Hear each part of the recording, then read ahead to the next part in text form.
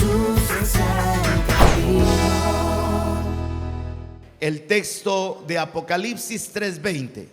Dije recordar porque algunos lo saben de memoria y otros pueden leerlo en la Biblia directamente. Apocalipsis es un libro fácil de localizar, puesto que es el último libro de la Biblia.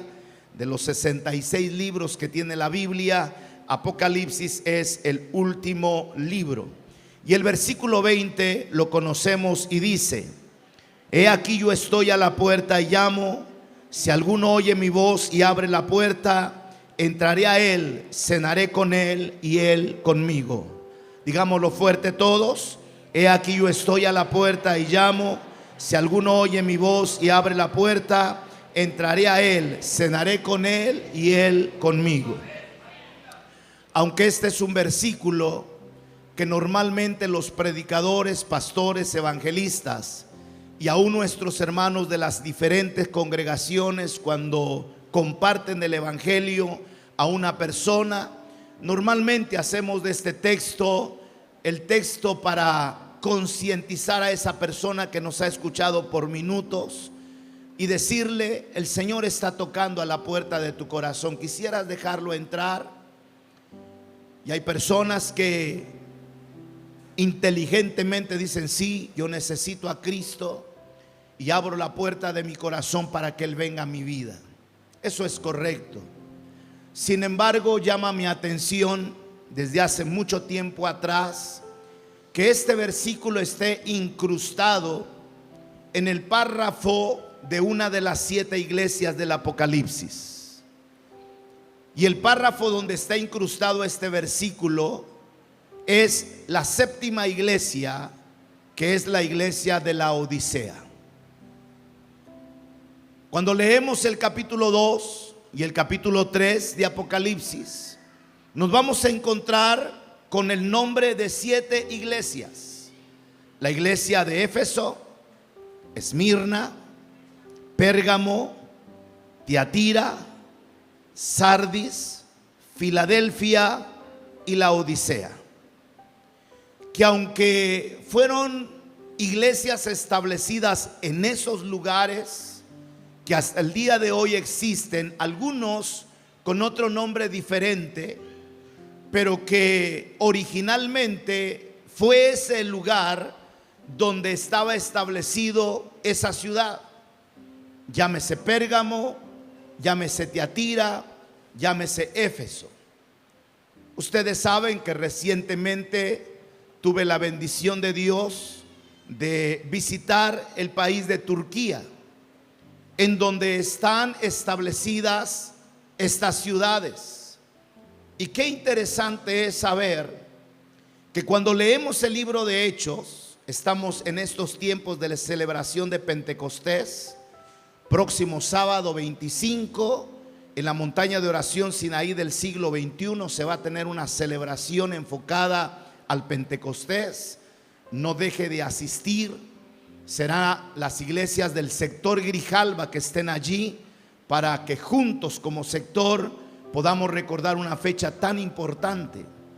Y el día 26 se ha convocado a que en cada iglesia de Izipar se celebre la fiesta de Pentecostés. Así que prepárese, porque algo extraordinario se va a vivir el día sábado. Y prepárese para que primeramente Dios nos preste la vida. El próximo domingo podamos venir y disfrutar de ese ambiente pentecostal. Ese ambiente pentecostal que transformó la vida de hombres como Pedro, que antes de esta experiencia era un hombre cobarde, que negó el nombre de su maestro y llegó hasta maldecirlo, que los demás huyeron casi desnudos para dejar a solas a su maestro, pero que ahora tienen esta experiencia. En el aposento alto, Hechos capítulo 2, mientras estaban todos reunidos orando, de repente, como un viento recio que sopló y llenó la casa donde estaban sentados, hubo un estruendo y se repartieron lenguas como de fuego asentándose sobre cada uno de ellos, y todos hablaban en otras lenguas las maravillas de Dios. Ante el estruendo, como era una fiesta judía y venían judíos de muchas partes y de muchos lugares, países, a esta celebración, cuando escucharon el estruendo y fueron a ver qué había pasado en el aposento alto, se toparon con hombres hablando en la lengua de cada una de las naciones representadas. Por lo menos 13 naciones representadas que están ahora juzgando lo que está pasando en el aposento alto. Y sabe, esa gente que escuchó el evangelio en su idioma, porque el Espíritu Santo bautizó a esos 120, salieron de Jerusalén y fueron a estas regiones y se establecieron esas iglesias allá en Turquía. Y la iglesia de Éfeso, repito que aunque son lugares reales, que eso me bendijo mucho, porque está en la Biblia escrita hace miles de años atrás y tiene datos históricos de miles de años atrás y hoy podemos comprobarlo. Pero también estas 7 iglesias tienen que ver con periodos simbólicos de la iglesia cristiana a través de los tiempos, desde el año 30 hasta nuestros días. Y la iglesia de Éfeso se representa entre los años 30 y los años 100. La iglesia de Éfeso, una iglesia deseada por Dios, pero que es una iglesia que ha abandonado su primer amor. Ahora, algo que llamó nuestra atención, o me llamó la atención de nuestro guía en español en Turquía, es que él nos explicó y nos dijo que no había un templo en estos lugares, no había una sinagoga. Las cartas que envió Dios a través de Juan en su experiencia en la isla de Patmos, llegó a personas nacidas de nuevo, que un miembro, una iglesia es aquel que es nacido de nuevo, que se reunían en casas, debajo de árboles, pero que en Éfeso no había exactamente un lugar donde se reuniera la iglesia cristiana evangélica. El único lugar, y que está hasta el día de hoy, las ruinas de una sinagoga, es en Sardis. Tuvimos la bendición de pisar, sin duda alguna, los pisos que pisaron los apóstoles, entre ellos el apóstol Pablo, y saber que ahí llegó esta carta para ser leída a cada una de estas iglesias. Lo que están viendo ustedes en la pantalla es Sardis. Al lado de la sinagoga había un mercado, pero también había un gimnasio. Y la gente de ese tiempo se daba el lujo de grandes construcciones arquitectónicas muy elegantes. Pero vayamos a Éfeso. Éfeso, la iglesia deseada por Dios, porque es la iglesia donde el poder del Espíritu Santo hace que la iglesia dé origen. Algunos nos han dicho por ahí que la primera iglesia es la iglesia católica, y lo digo con sus letras para que se entienda, y no. La iglesia que fundó nuestro Dios, nuestro Señor Jesucristo, es esa experiencia nacida en el aposento alto. La iglesia nace con el bautismo del Espíritu Santo de 120 personas, entre ellos los discípulos y entre ellos la madre de Jesús. María era pentecostal, aunque no digan amén. Ella fue también bautizada en el Espíritu Santo. De manera que cuando leemos Apocalipsis 2, 1 en adelante, escribe el ángel de la iglesia en Éfeso, el que tiene las 7 estrellas en su diestra, el que anda en medio de los 7 candeleros de oro, dice esto: yo conozco tus obras y tu arduo trabajo. Déjenme hacer una pausa. Cuando leemos yo conozco tus obras, y esta carta está dirigida a la iglesia de Éfeso, dije que no era un templo, dije que no era una sinagoga, son personas a las que Dios llama iglesia. Iglesia es usted. Iglesia soy yo, espero que así sea. Yo no quiero estar sembrado en este campo como cizaña. Yo quiero en este campo ser trigo y ser iglesia de Cristo, preparado para las bodas del Cordero. De manera que tratemos, luchemos un poquito, porque ya nos mentalizamos que cuando decimos iglesia pensamos en el montón. Hagamos un esfuerzo y cada vez que leamos algo y se dirija a la iglesia, piense en usted. Piense en usted. Como por ejemplo, yo conozco tus obras. ¿A quién le está hablando Dios? A mí. ¿A quién le está hablando Dios? Díganlo por favor, ¿a quién? Si usted es nacido de nuevo, usted es iglesia. Si usted es un cristiano mojarra, ¿cómo estás, hermano? 2 que 3. Ahí como la mojarra, pastor. Pues te tengo malas noticias, porque a la mojarra le espera el sartén. ¿Eres mojarra? No, ni Dios lo quiera. Ay no ichi, decimos en Villaflores. Ahora, si eres nacido de nuevo, eres iglesia, y a ti el Señor te dice: yo conozco tus obras y tu arduo trabajo y paciencia. ¿Quién lo conoce? Respóndanme por favor, ¿quién lo conoce?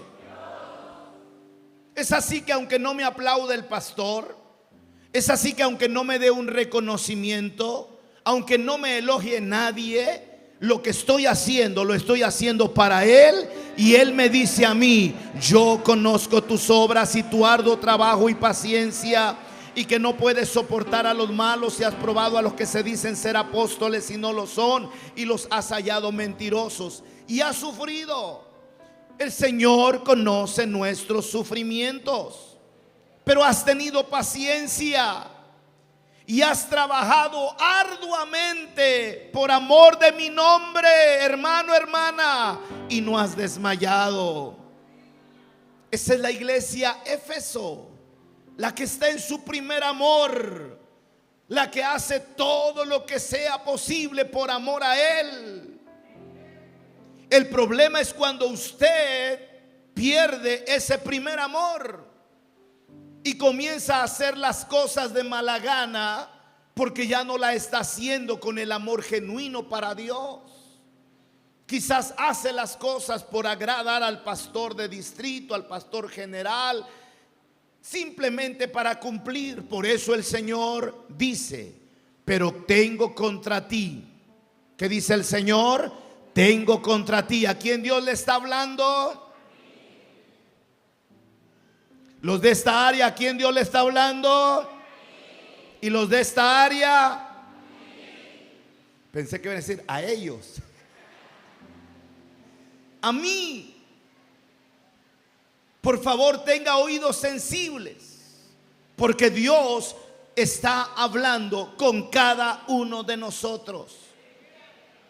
No sé si al que está al lado le está hablando, porque no sé si es iglesia, podría ser cizaña. Pero tengo contra ti que has dejado tu primer amor. Recuerda por tanto de dónde has caído. ¿A quién le está hablando Dios?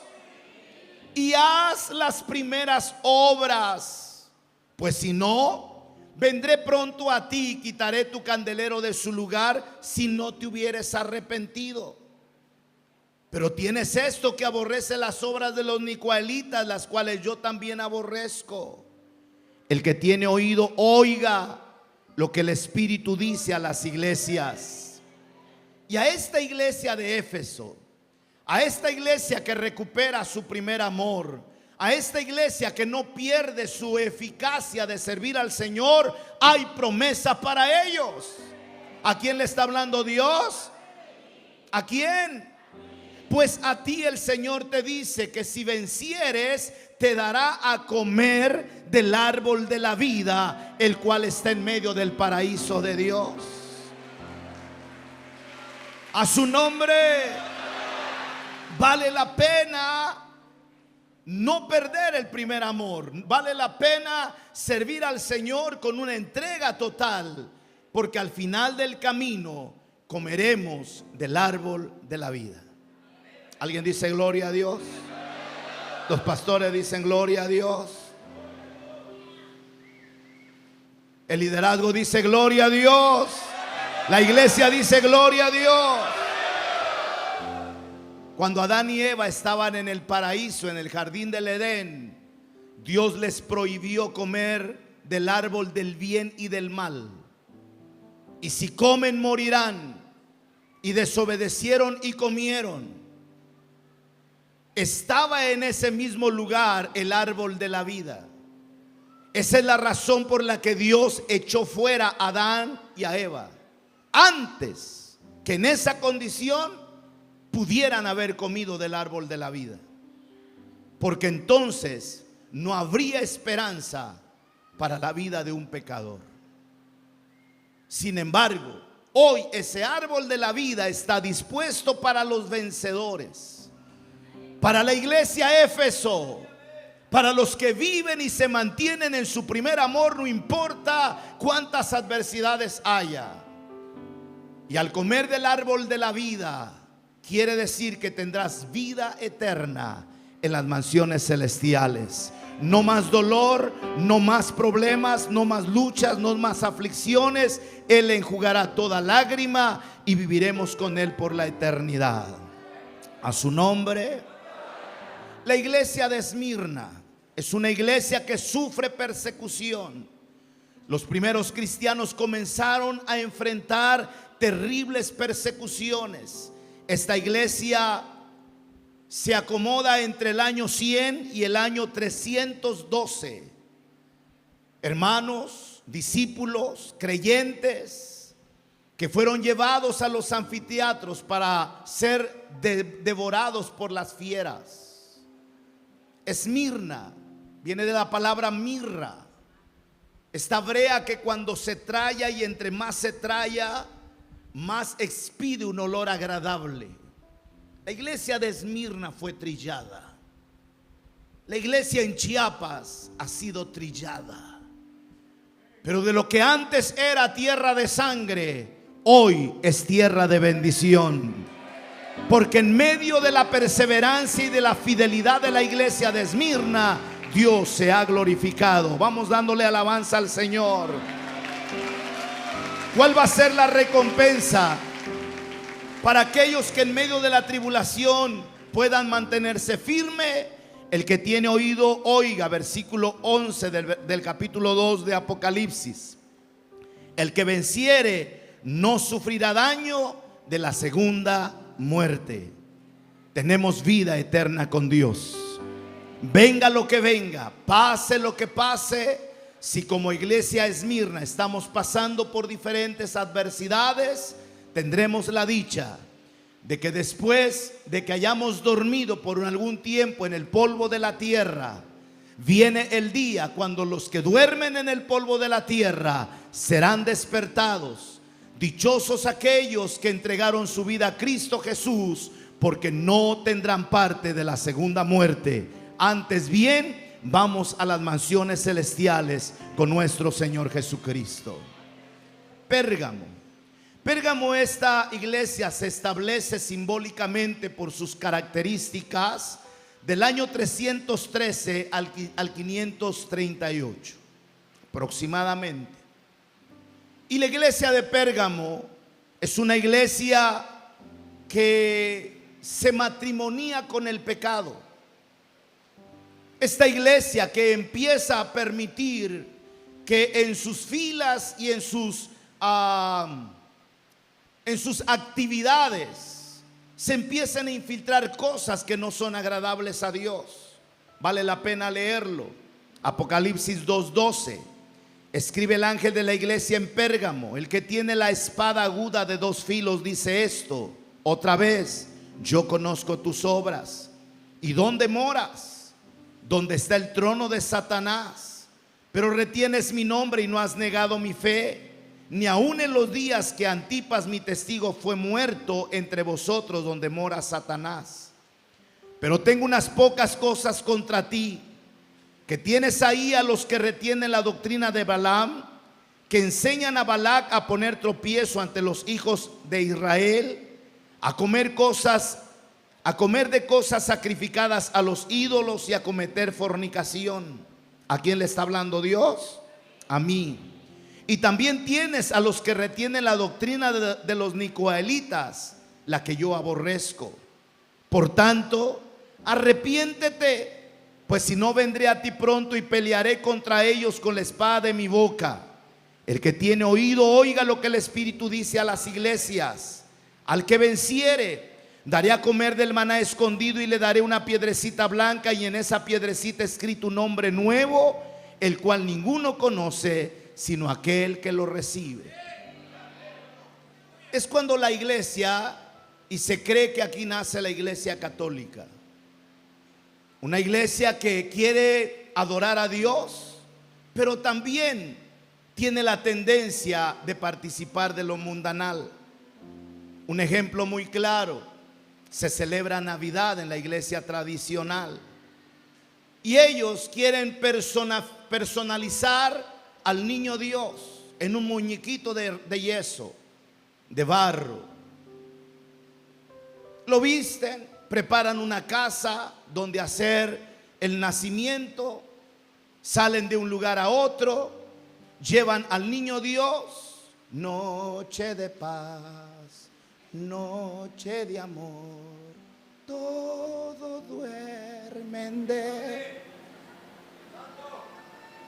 Llegan a la casa, acuestan al niño Dios y ahora la del moño colorado. ¿Se da cuenta? Hay inclinación por querer estar honrando a Dios, pero también hay una mezcla de paganismo.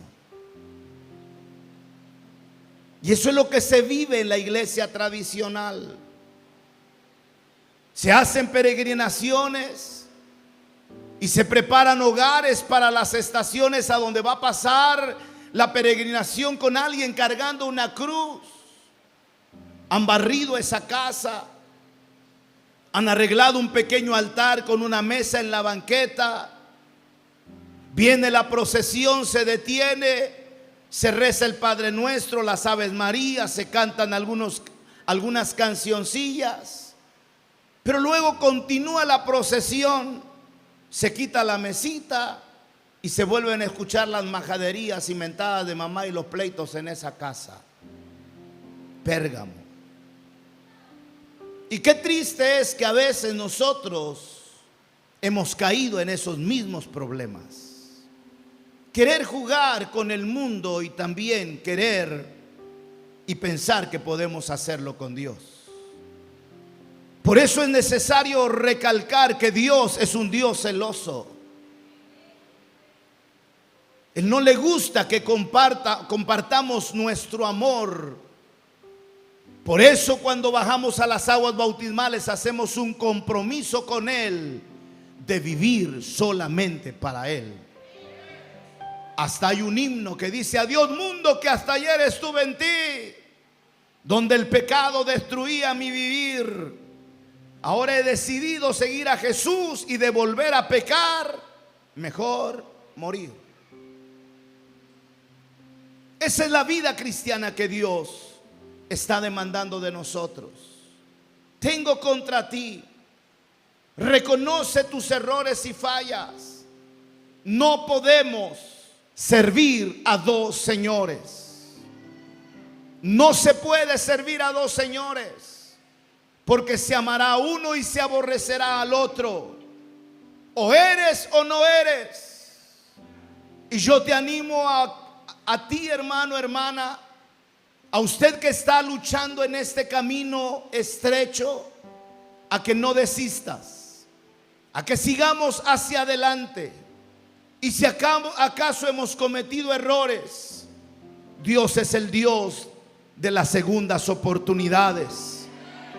Nuestro Dios es el Dios que en su grande amor nos hace ver nuestros errores y nos dice: arrepiéntete. Y si tomamos esa oportunidad, nos esperan promesas establecidas por Dios para cada uno de nosotros. La iglesia de Tiatira es una iglesia que, al ver la situación del pecado como se había mezclado en Pérgamo, decide salir de allí. Y ahí juega un papel importante Martín Lutero, un hombre que, al encontrar una Biblia en la biblioteca del seminario donde estaba, sin la autorización de los líderes religiosos, comenzó a leerla y comenzó a conocer la verdad de un Dios santo, de un Dios que no comparte su gloria con nada ni con nadie, del único que es camino de la salvación y nadie más fuera de él. Y comienza este trabajo para empezar a hacer reflexionar a las personas y salir de allí. No fue fácil, porque entonces nace la iglesia de Sardis, en donde el cristiano otra vez comienza a ser perseguido, pero que en medio de la persecución la iglesia se va fortaleciendo hasta llegar a la iglesia de Filadelfia, la iglesia del amor, la iglesia que practica el amor, amor a Dios, amor al prójimo. Y qué interesante fue escuchar al guía decirnos: me encanta llevarles a Filadelfia. Vamos a las ruinas de esa iglesia en Filadelfia, la única iglesia a la que Dios no le reclama nada. Si usted lee las otras iglesias, tengo contra ti, tengo contra ti, tengo contra ti. Pero la iglesia de Filadelfia no es su caso, porque el amor supera cualquier cosa en la vida de cada persona. Por eso la recomendación de Dios para la iglesia es vivir en amor. Amar a Dios y amar al prójimo es el fundamento de la vida del cristiano y de la iglesia.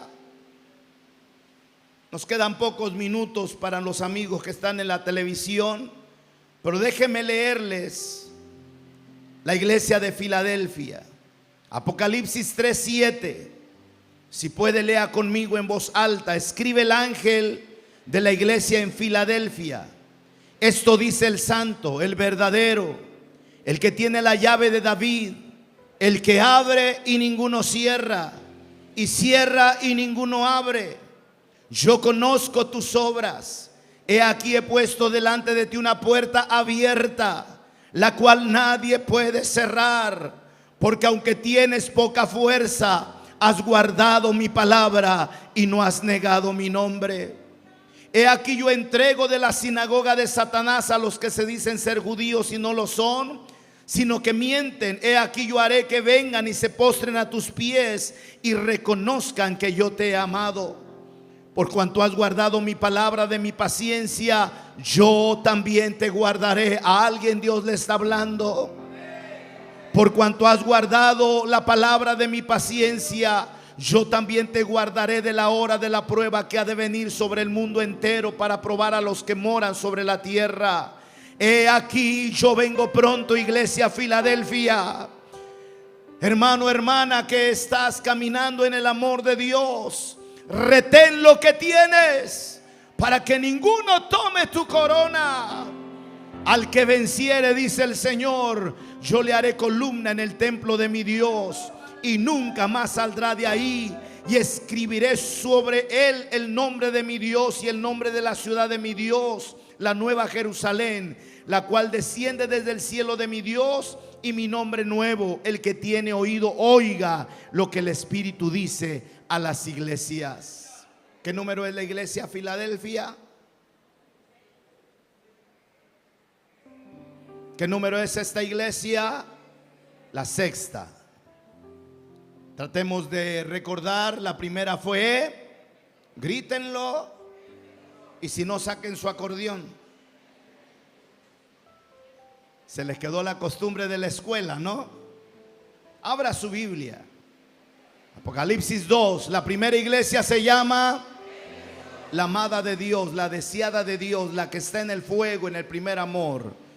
La segunda, la iglesia que sufre por causa de su fe, en donde muchos mueren destrozados por las fieras, encarcelados, decapitados. La tercera iglesia, la iglesia que se matrimonia con las cosas mundanales, que el domingo viene a la iglesia vestida de una manera y el lunes anda de otra manera. ¿A quién le está hablando Dios? A mi compañera.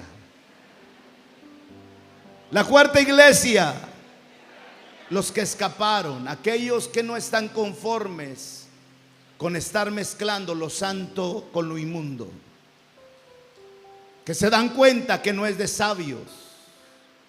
La iglesia de Sardis, una iglesia que en medio de la persecución comienza a florecer. La sexta iglesia, la sexta iglesia, la sexta iglesia, Filadelfia, la iglesia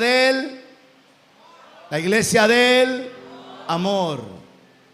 Dios quiera que usted sea Filadelfia, pero no queso Filadelfia, sino la iglesia representada en el amor. Y terminemos con la séptima iglesia. ¿Cuál es? La Odisea. Esta se está gestando hasta el día de hoy. Comienza este periodo simbólico en 1849, 44, hasta el día en que Cristo venga. Aunque existieron estos 7 lugares y estaba establecido un grupo de creyentes y a los que se les envió estas cartas, Dios está hablando a la iglesia a través del tiempo. Y la iglesia de la Odisea es la iglesia de este tiempo. Una iglesia engredida. ¿A quién le está hablando Dios? A cada uno de nosotros. Actitudes de creyentes engredidos, orgullosos, que dicen no necesitar de la oración y por eso no vienen a las vigilias. Que dicen no necesitar de reunirse en una reunión familiar. Que creen que van a llegar cuando quieran y cuando puedan.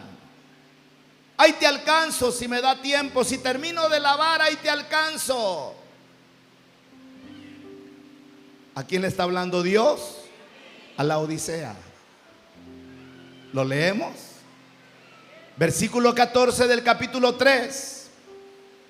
Y escribe el ángel de la iglesia en la Odisea: he aquí el amén, el testigo fiel y verdadero, el principio de la creación de Dios, dice esto. ¿Qué dice? Ayúdenme a leerlo, por favor. Yo conozco tus obras. ¿A quién le está hablando Dios? A mí. Que ni eres frío ni caliente. No a mí, a mi vecino, a la iglesia de la Odisea. Yo conozco tus obras, que ni eres frío ni caliente. Ojalá fuese frío o caliente, pero por cuanto eres tibio y no frío ni caliente, te vomitaré de mi boca. Hermano, esto es muy serio, porque algo que se vomita es porque ya se tiene adentro. No se vomita algo que no ha entrado a nuestro estómago. Se vomita lo que ya estaba adentro. Y gracias a Dios porque todos nosotros estamos dentro. Pero si acaso nuestra característica como iglesia es tibia, y otra vez, no hablo del montón, interesémonos cada uno cómo está mi vida delante de Dios. Aquel que dice yo conozco tus obras, aquel a quien no podemos engañarle porque es el amén, porque es el testigo fiel y verdadero, porque es el principio de la creación. No nos engañemos, porque a Él nadie puede engañarle. Yo conozco tus obras. Y le parte el corazón a Dios, porque no eres frío ni caliente, sino tibio. Y por cuanto no eres frío ni caliente, te vomitaré de mi boca. Porque tú dices: yo soy rico y me he enriquecido. Hay tantas personas, hombres y mujeres, que dicen ser cristianos y parece que se saben la Biblia de pasta a pasta, pero no pueden vivir en sumisión en una congregación. No son capaces de poder tener una cobertura pastoral y ceñirse a los reglamentos de una congregación, porque se creen que lo saben todo. La iglesia de la Odisea, ¿de qué tiempo? ¿De qué tiempo? Ayúdenme, ¿de qué tiempo? De este tiempo. De este tiempo. La manifestación de la actitud de los creyentes, miembros de congregaciones que dicen: yo soy rico y me he enriquecido y de ninguna cosa tengo necesidad. Pero mire lo que Dios sabe de nosotros, y no sabes que tú eres un desventurado, miserable, pobre, ciego y desnudo. Por tanto, dice Dios: yo te aconsejo que de mí compres oro refinado en fuego. Busca la llenura del poder del Espíritu Santo. Ese es el verdadero oro que te dará a ti la riqueza más grande de la vida. No importando quizás que no tengas plata en tus bolsas, como Pedro y Juan diciéndole al paralítico: no hay oro ni plata, pero tengo oro refinado en fuego. Tengo la unción del Espíritu Santo. Vamos, alguien alabe al Señor.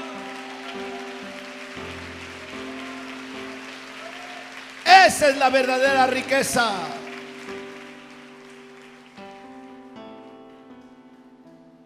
Te aconsejo que de mí compres oro refinado en fuego para que seas rico, y vestiduras blancas para vestirte, y que no se descubra la vergüenza de tu desnudez. Y unge tus ojos con colirio para que veas. El colirio de la palabra. Esa palabra que te va a dar una visión clara. Mientras escuchaba a los diferentes compañeros ministrando en el Pentecostés Nacional, ardía mi corazón saber que si tan solamente nos sometiéramos de verdad a la oración, vendría la unción del Espíritu Santo, y eso provocaría que en nuestra iglesia se pudieran ver las manifestaciones del poder de Dios. Vuelvo y repito, y ojalá alguien lo pueda entender y lo pueda abrazar. Ardía mi corazón al escuchar a mis compañeros que si solamente nos metiéramos a la oración de verdad y provocáramos la unción del Espíritu Santo sobre nuestras vidas, eso provocaría salvación de almas y milagros en medio nuestro. Y sabe una cosa, lo vamos a ver. Lo vamos a ver. Porque Dios va a mover el corazón de cada uno de nosotros a la oración. Y la oración va a provocar el poder del Espíritu Santo sobre nuestras vidas. y vamos a volver a ver milagros en nuestros cultos. A su nombre. El Distrito Centro hizo una representación y mencionó algunos avivamientos con fechas a través de los años. Y los avivamientos no comenzaron con grandes reuniones. Óigame, los avivamientos no comenzaron con grandes reuniones. Los avivamientos comenzaron con personas que tuvieron hambre y sed del Señor. Y como Jacob dijeron: yo no te suelto hasta que me bendigas. Y buscaron de la presencia de Dios y de la llenura del Espíritu Santo. Y cuando Dios lo hizo en él, él contagió a otro. Ese otro contagió a otro. Esos otros contagiaron a otros. Y el avivamiento comenzó a moverse, comenzó a expandirse y comenzó a multiplicarse. Hermano, esta iglesia ha nacido y ha crecido y se ha multiplicado porque aunque no todos, hay gente que se ha metido a la oración y ha tomado en serio su vida y compromiso con Dios. Y en respuesta a esos pocos, aquí estamos de pie, como una iglesia que no nos doblegamos ante cualquier circunstancia, como una iglesia que permanece viva para gloria del Señor, que aunque algunos nos han juzgado y nos han señalado, aquí estamos para darle la gloria al que vive y reina para siempre. Aunque algunos han deseado nuestro fracaso, esta iglesia tiene la unción del Espíritu Santo. Vamos, dele alabanza. Dele alabanza. Dele alabanza. Dios lo va a hacer con los pocos o los muchos. A su nombre. A su nombre. Unge tus ojos con colirio para que veas. Yo reprendo y castigo a todos los que amo. Sé pues celoso y arrepiéntete. He aquí, yo estoy a la puerta y llamo. Si alguno oye mi voz y abre la puerta, entraré con él y cenaré con él. ¿De qué iglesia estamos hablando? ¿De qué iglesia estamos hablando? De la Odisea. Era una iglesia que decía que no tenía necesidad de nada ni de nadie.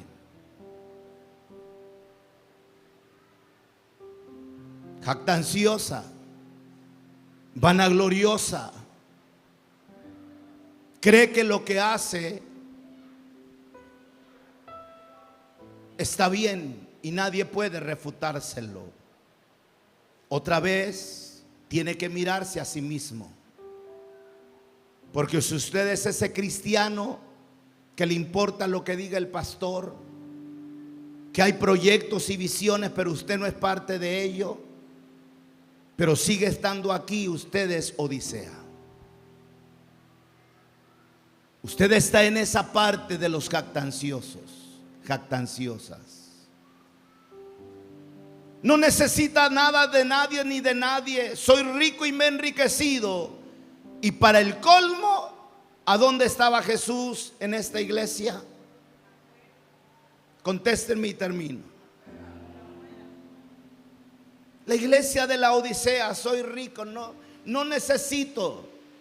Mi vida de tibieza me hace creer que soy el papá de los pollitos. Aleluyita. Qué bueno que viniste.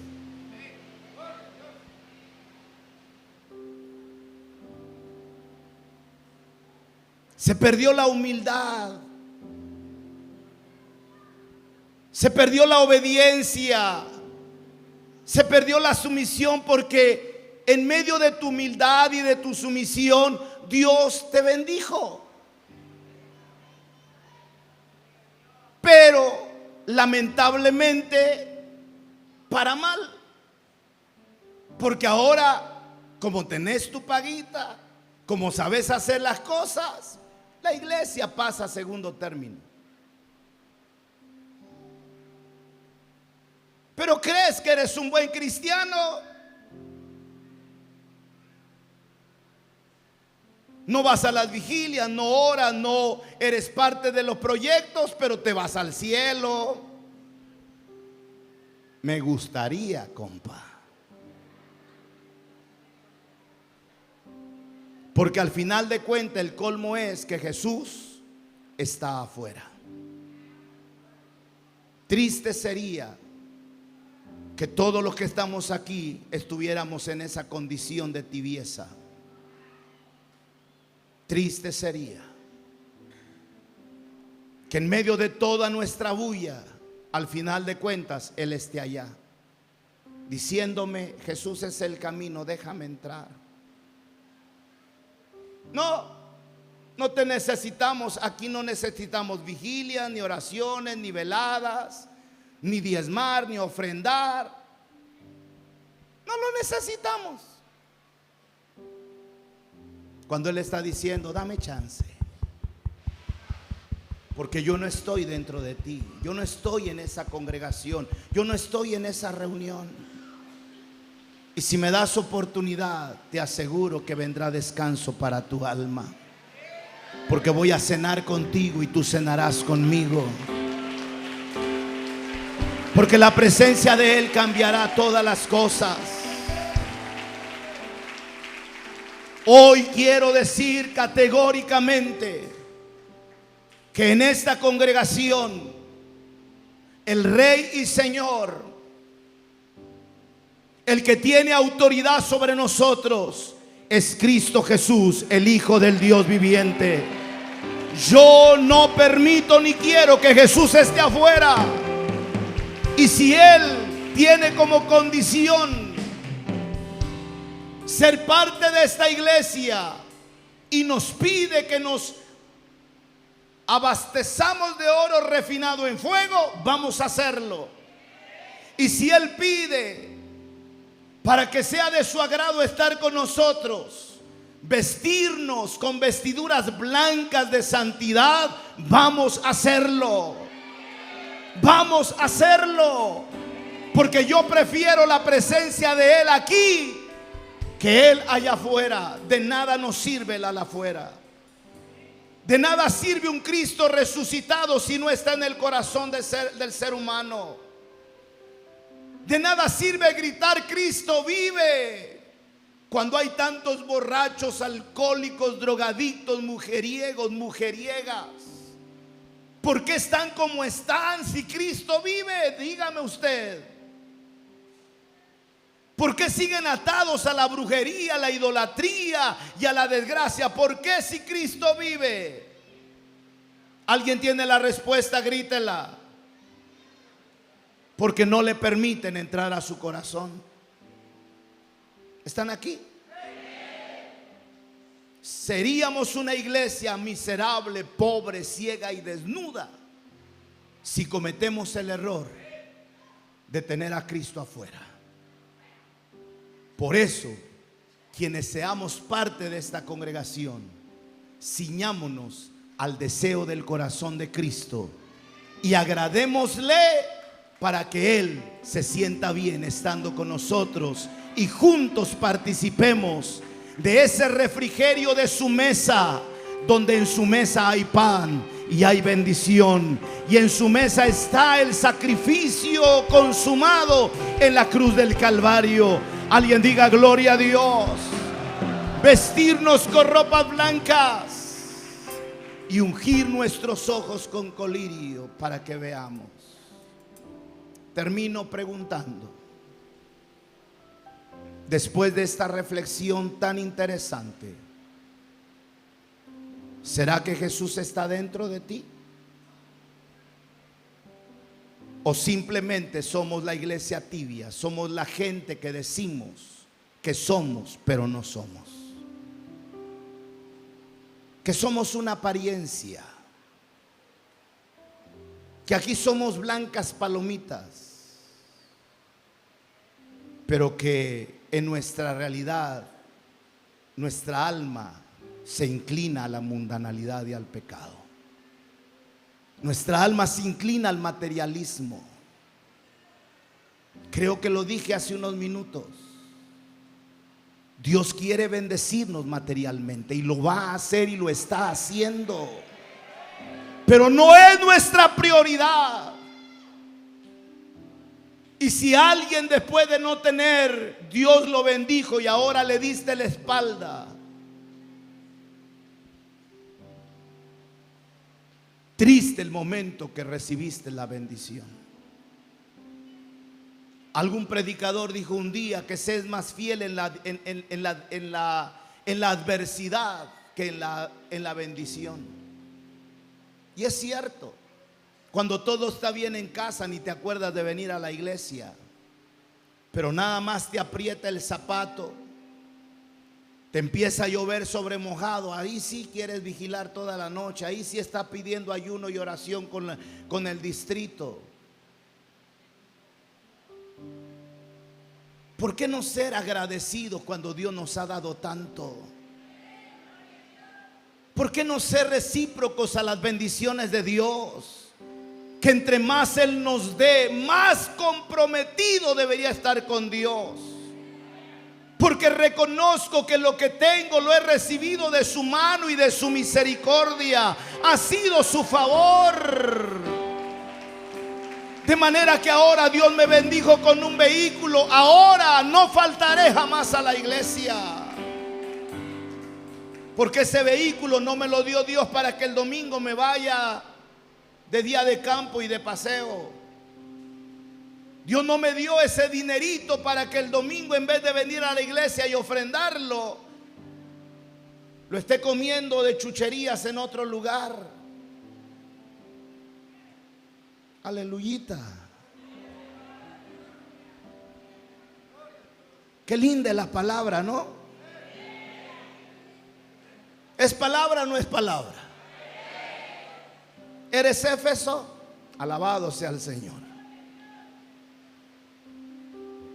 Pero si acaso algunos tenemos estas características de la Odisea, es tiempo de arrepentirnos. He aquí yo estoy a la puerta y llamo. Si alguno oye mi voz y abre la puerta, entraré a él y cenaré con él y él conmigo. Al que venciere, le daré que se siente conmigo en mi trono, así como yo he vencido y me he sentado con mi Padre en su trono.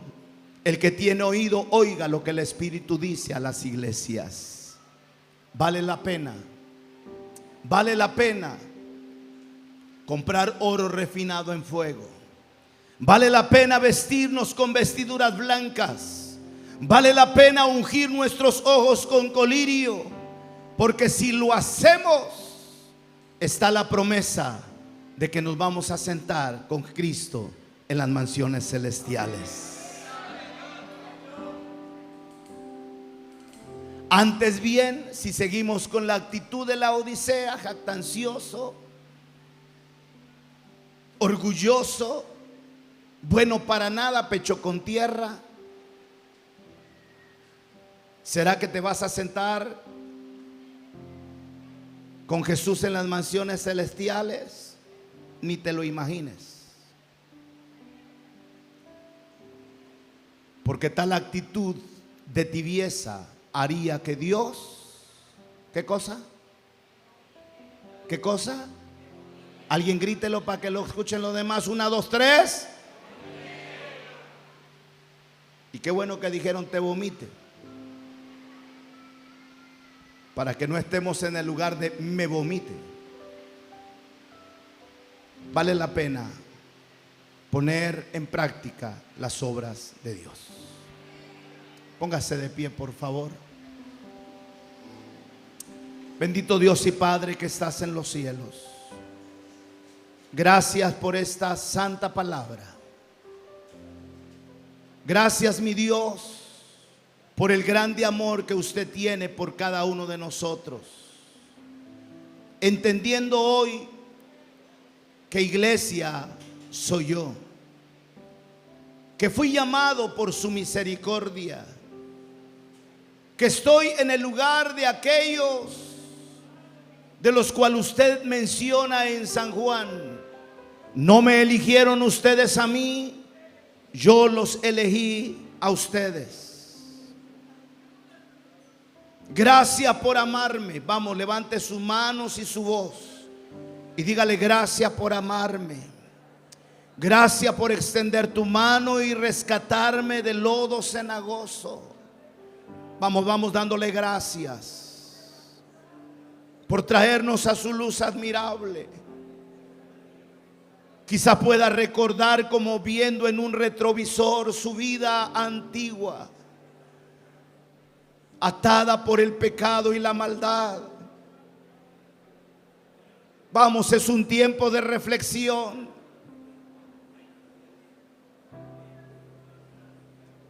Sé honesto, sé honesta.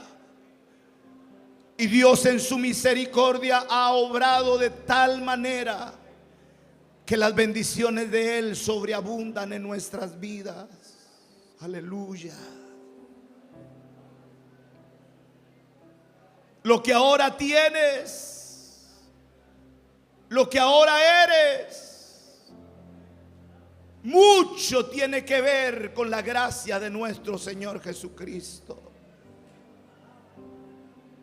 Escúchame. Lo que ahora eres, lo que ahora tienes, mucho tiene que ver la gracia de Dios. Porque Él ha sido fiel. Pero que lamentablemente, como la oveja que no se trasquila, la lana empieza a crecer en su cuerpo y en su cabeza. Y la lana, al crecer en su cabeza, empieza a obstruir su visión. Y esa lana que creció en su cabeza le estorba para ver bien a esa oveja. Y algunos de nosotros fuimos bendecidos por Dios. Dios no solo te ha dado una familia, Dios no solo te ha bendecido con hijos, Dios no solo te ha bendecido con un techo. Podrías enumerar todo lo que ahora tienes. Ha sido la gracia de Dios.